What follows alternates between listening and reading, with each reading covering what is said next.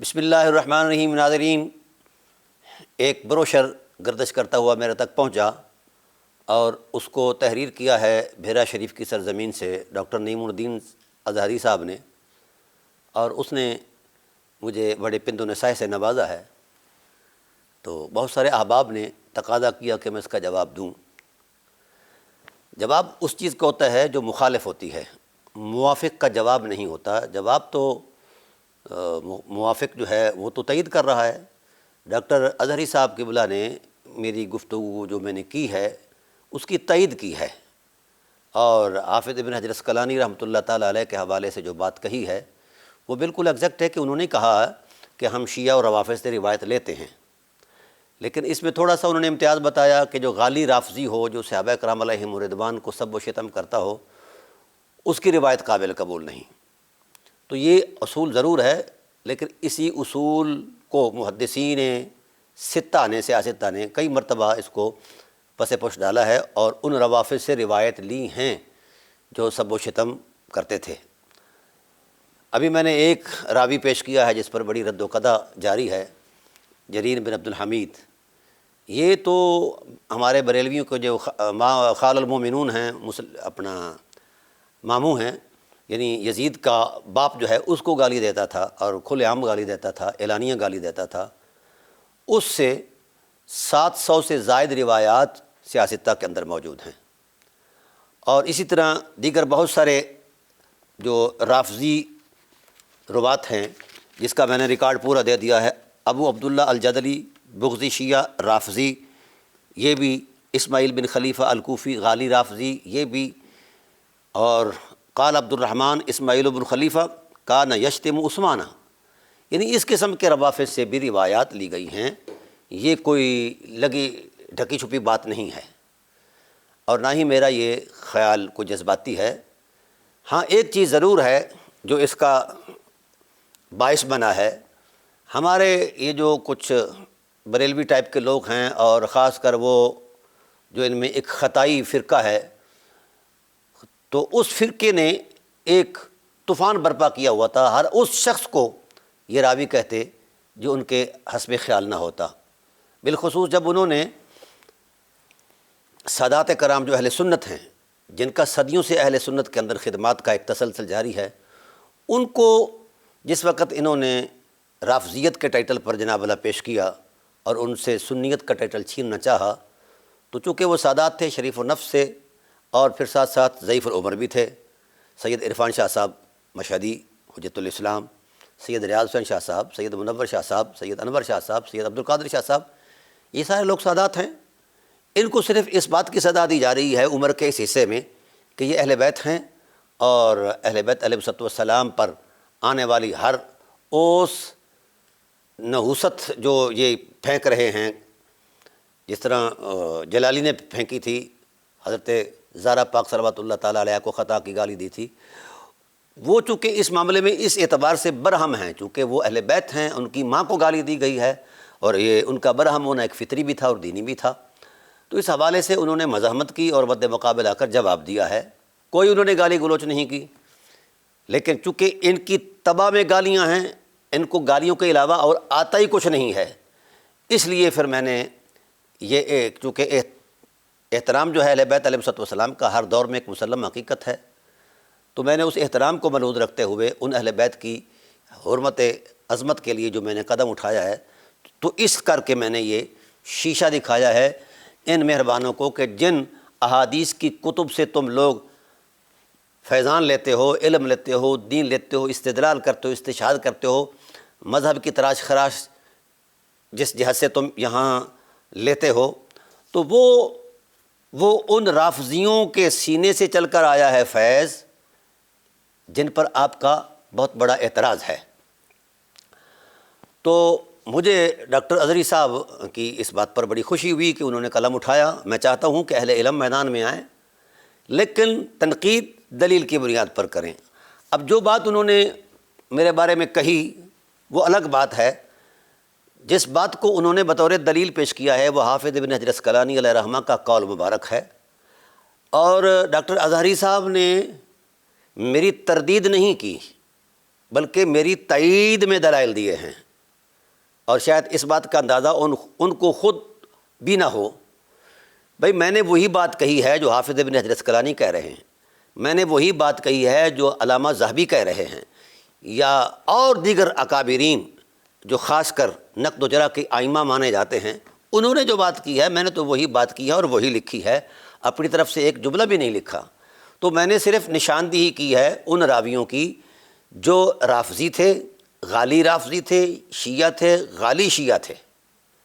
تو ان سے 16,000 احادیث کا ذخیرہ جو ہے ہمارے صرف سیاستہ کے محدثین نے لیا ہے۔ اب جو روافض پر ہمارا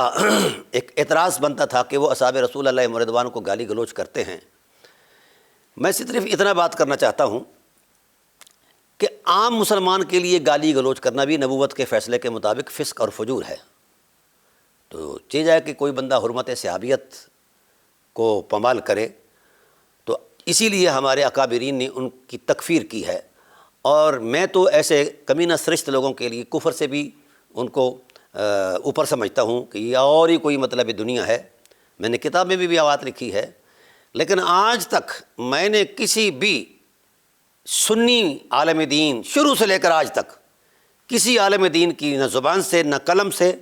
نہ ان کی تحریر سے کہیں ایک لفظ ایسا نہیں سنا کہ کسی نے یہ بھی جرت کی ہو کہ جو اہل بیت کو گالی نکالتا ہے، وجود رسول کے اجزاء کو گالیاں نکالتا ہے، وہ بھی کافر ہے۔ یہ کسی نے نہیں کہا، نہ ان کے اندر اخلاقی جرت ہے، نہ یہ کر سکتے ہیں، نہ یہ کر سکے گے۔ اس دور معیار کا میں نے پردہ چاک کیا ہے، اور یہ میرا ایمان تھا۔ مجھے میرے خمیر میں اہل بیت علیہ السلام کی حرمت کا تصور پیش کیا جاتا رہا، میری ماں مجھے اہل بیت کی عظمت کی لوریاں دیتی رہی، میرا باپ مجھے یہی چیز سکھاتا رہا، حالانکہ وہ ان پڑھ تھے لیکن ان کی عقیدت تھی اہل بیت کے ساتھ۔ تو میری جان، کیا میرا سوال یہ ہے کہ اہل بیت علیہ السلام کا جو تقدس ہے وہ صحابہ کرام سے کتنا چھوٹا ہے؟ اس پر بڑی لیدے کرتے رہے مولوی صاحبان، مذہب تراشتے رہے تفضیل کا،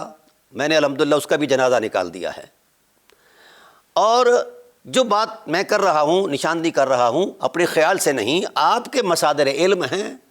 اور معروف کتابیں ہیں۔ مزی کی کتاب تہذیب الکمال ہے، اور اکمال ہے علامہ حنفی کی مغلطائی کی، اور اسی طرح کے جناب والا میزان الاعتدال ہے حافظ ابن حجر اسقلانی کی، جناب والا تہذیب التہذیب ہے، تقریب التہذیب ہے، لسان المیزان ہے۔ یہ معروف کتابیں اور متداول کتابیں ہیں، ان میں جو کچھ لکھا تھا میں نے سامنے پیش کر دیا ہے، اور ان روایات کی نشاندہی کر دی ہے کہ جو ان راویوں سے ہو کر آئی ہیں۔ اب رہا اظہری صاحب کا یہ اعتراض کہ غالی روافظ سے وہ اپنا نہیں لیتے تھے روایات، یہ غلط ہے، یہ قاعدہ بھی غلط ہے، اور یہ ذہن بھی غلط ہے۔ قاعدہ اس لیے غلط ہے کہ قبول روایت میں جو اصول دیا جاتا ہے وہ یہ ہے کہ راوی مسلمان ہو، عادل ہو، ضابط ہو، متقن ہو، ثقہ ہو، یہ ہے۔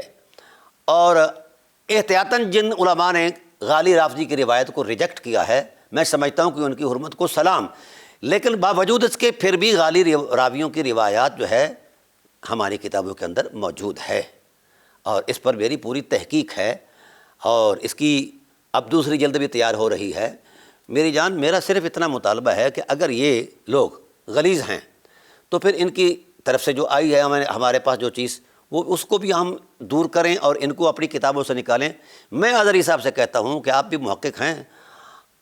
آپ کی ذمہ داری بنتی ہے کہ اپنی بخاری کو پاکیزہ کر کے امت کے سامنے پیش کریں، اپنی مسلم کو، نسائی کو، ان روایات کو صاف کر کے، اور ان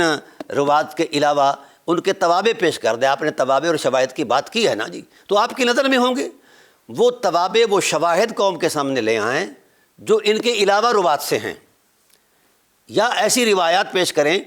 جو ان کی معید نہ ہو۔ اور میری جان، آپ بڑے برے پھنسے ہیں، آپ کو اندازہ ہی نہیں کہ آپ کے ساتھ کیا ہونے والا ہے۔ جب تک یہ لوگ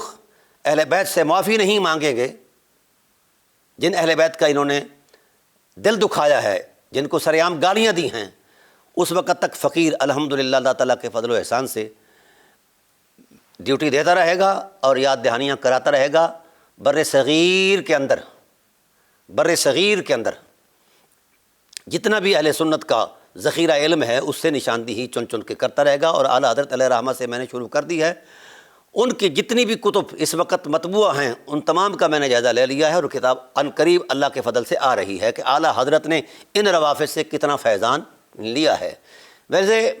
ہاں، اظہری صاحب کو تھوڑا سا یہ بھی احساس دلانا چاہتا ہوں کہ آپ ان لوگوں کی حمایت میں کھڑے ہو رہے ہیں جو لوگ شیخ الاسلام والمسلمین محسن ملت اسلامیہ جناب جسٹس پیر کرم شاہ صاحب الازہری رحمۃ اللہ تعالیٰ علیہ کو کافر کہتے رہے، آپ ان کی حمایت میں کھڑے ہیں، تو اگر اس کیمپ میں آپ آ گئے ہیں تو پھر میں انشاءاللہ آپ سے اس رویے کا اختیار کروں گا، اس رویے کو، اور اگر آپ اپنے طور پر کوئی بات کرنا چاہتے ہیں تو میرا فون بھی ہر جگہ پر حاضر ہے اور میں بھی حاضر ہوں۔ تو میری جان، آپ نے میری تائید کی ہے، تردید نہیں کی، یہی بات میں کہتا ہوں، اور مجھے اس تشویش تو اس بات پر ہے کہ جن ہمارے محدثین نے جن غالی روات پر غالی روافظ روات پر مطلب قدغن لگائی ہے کہ ان کی روایات قبول نہیں، ہماری سیاستہ میں ان سے بھی روایات آئی ہوئی ہیں۔ تو آپ پہلے مہربانی کر کے میری کتاب پڑھیں، پڑھ کر پھر تبصرہ دیں، نقد کریں، آپ کو اجازت ہے، آپ بھی اہل تحقیق ہیں، مجھے خوشی ہوئی ہے۔ اور مجھے جو یہ سمجھایا جاتا ہے بدعت صغریٰ، بدعت کبریٰ، بدعت مکفرہ، بدعت مفسقہ، مجھے یہ ساری چیزیں ہم نے انگلیوں پر گنی ہوئی ہیں، یہ مجھے نہ سمجھایا جائے، مجھے اس میرے ٹھوس مطالعہ کا جواب دیا جائے۔ اگر کسی صاحب علم کا کوئی ذوق ہے، شوق ہے، یا وہ میدان میں اترنا چاہتا ہے تو میں ہر لحاظ سے حاضر ہوں۔ السلام علیکم ورحمۃ اللہ وبرکاتہ۔